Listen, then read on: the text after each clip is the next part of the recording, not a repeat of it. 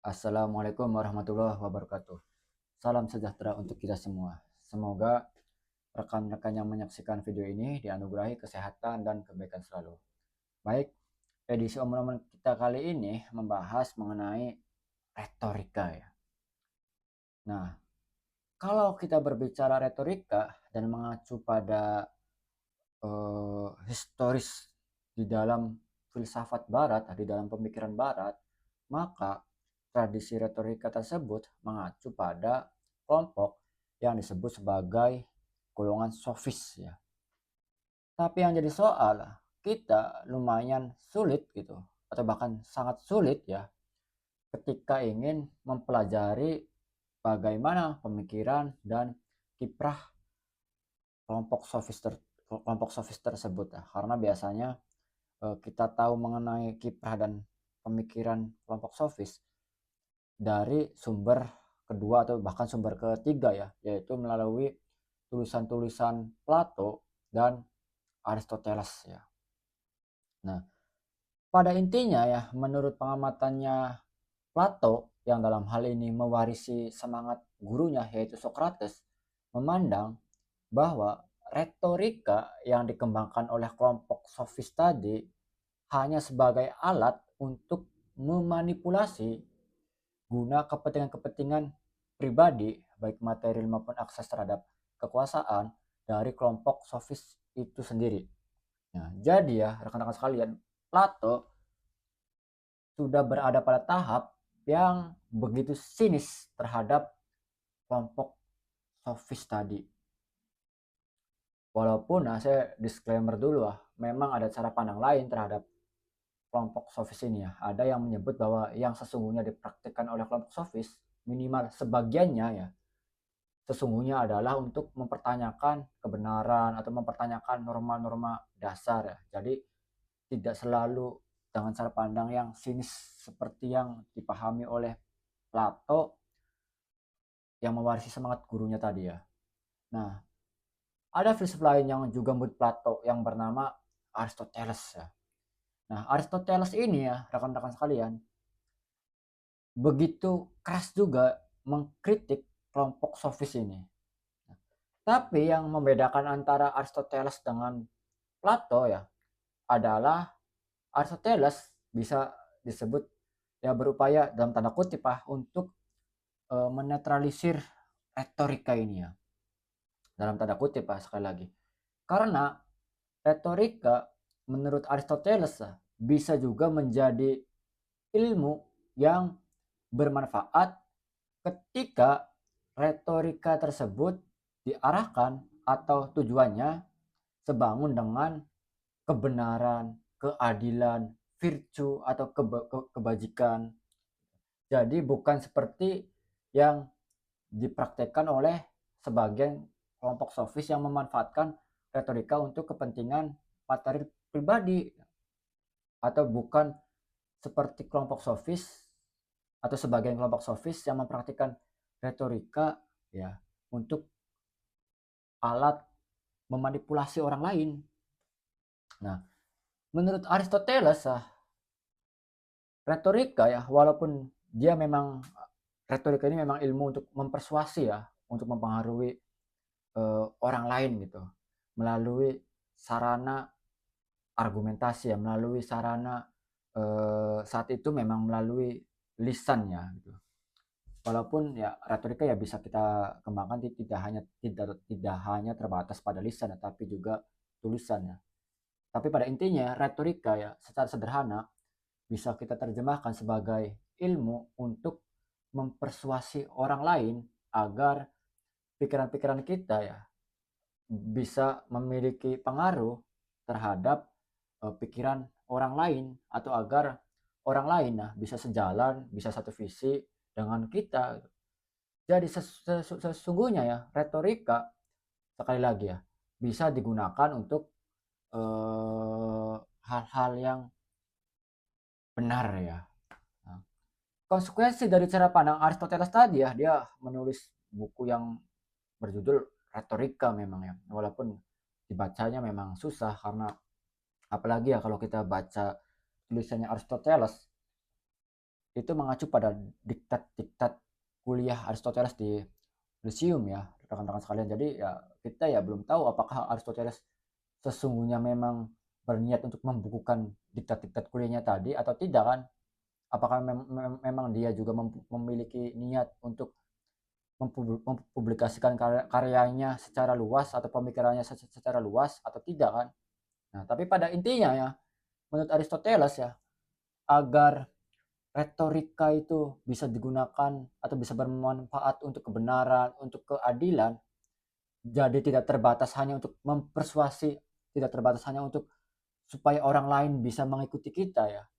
Aristoteles menekankan 3 elemen utama di dalam retorika. Yang pertama bisa disebut sebagai pathos, itu semacam eh, bagaimana agar kita ya bisa menggugah emosi audiens atau teman bicara kita ya. Saya mengambil misalnya contoh gampang ya, contoh gampang. Misalnya, karena di kampung halaman saya ya ada pandangan bahwa orang miskin akan sulit sekolah, orang miskin tidak akan berguna ketika sekolah dan seterusnya ya. Maka gitu, saya berusaha meyakinkan kepada orang-orang kampung dengan cara agar emosi mereka lebih tergugah. Misalnya ya, saya juga sama kok orang miskin, ya sama seperti Anda-anda ini. Tapi saya bisa sekolah kok, saya bisa kuliah tinggi dan sekolah jelas bermanfaat kok bagi saya, memberikan saya banyak kesempatan untuk berkreasi, untuk menjadi orang yang atau berupaya agar menjadi orang yang lebih bermanfaat, menjadikan saya lebih berpeluang untuk meningkatkan taraf hidup dan seterusnya dan lain-lain. Jadi saya berupaya menggugah emosinya mereka ya. Gitu. Nah, yang keduanya adalah etos, itu semacam integritas yang kita bangun. Jadi suatu argumen ya, suatu pendapat akan lebih berpotensi eh, efektif diikuti oleh orang lain ketika yang menyampaikan pendapat tersebut adalah orang yang memang memiliki integritas. Misalnya gini, saya misalnya katakanlah mahasiswa semester 8 misalnya, saya orang HMI misalnya, dan saya mengajak anak mengajak adik-adik saya ya untuk masuk HMI juga. Nah, dengan alasan bahwa dengan masuk HMI tingkat akademisnya mereka atau kualifikasi kemampuan akademisnya mereka bisa lebih ditingkatkan. Apalagi HMI mempunyai visi misalnya ya, terwujudnya insan akademis dan seterusnya. Ungkapan tadi ya akan lebih bermakna atau lebih berpotensi bisa efektif manakala saya sebagai orang yang mengajak memang terbukti sebelumnya memiliki kualifikasi akademis yang bagus. Nah, itu contoh sederhananya. Ya di samping ya kita ya tidak bisa juga gitu menegasikan nilai-nilai lain seperti kejujuran sebagai bagian dari integritas tadi ya. Kejujuran, etika dan seterusnya. Dan poin tiganya agar retorika itu tidak menjadi alat manipulatif ya adalah logos ya, kemampuan berpikir, kemampuan bernalar, termasuk menyuguhkan fakta-fakta di dalam argumentasi ya. Nah, tapi kalau kita perbincangkannya di dalam konteks yang lebih bersifat akademis ya, ya di dalam logos juga penting juga dikembangkan sesuatu yang bersifat epistema, kemampuan berpikir abstrak secara teoritis segala macam gitu. Nah, jadi 3 elemen tadi ya menjadi sesuatu yang penting agar retorika itu sekali lagi bermanfaat dan bisa sejalan dengan upaya untuk menghadirkan kebajikan, kebenaran, keadilan. Jadi di dalam Aristoteles ya, rekan-rekan sekalian, walaupun dia juga mengkritik keras kelompok sofis ya, tapi Aristoteles melihat bahwa retorika sesungguhnya adalah ilmu gitu yang Jika digunakan dengan tepat, maka dia bisa bermanfaat. Nah, sederhananya seperti itu ya, rekan-rekan sekalian. Mempelajari retorika ya, kalau bagi saya ya, adalah hal yang sangat penting.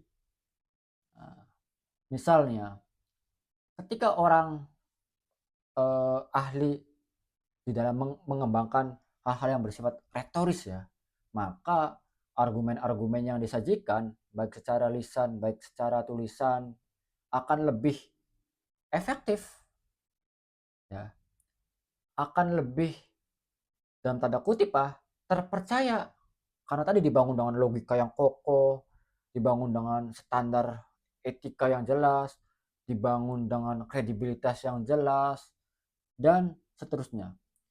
Apalagi ya rekan-rekan sekalian, ketika kita mempelajari retorika, secara otomatis kita pun harus menguasai logika juga, baik induksi, baik deduksi, yang akan sangat berguna juga dalam konteks akademis ya, di dalam kemampuan kita untuk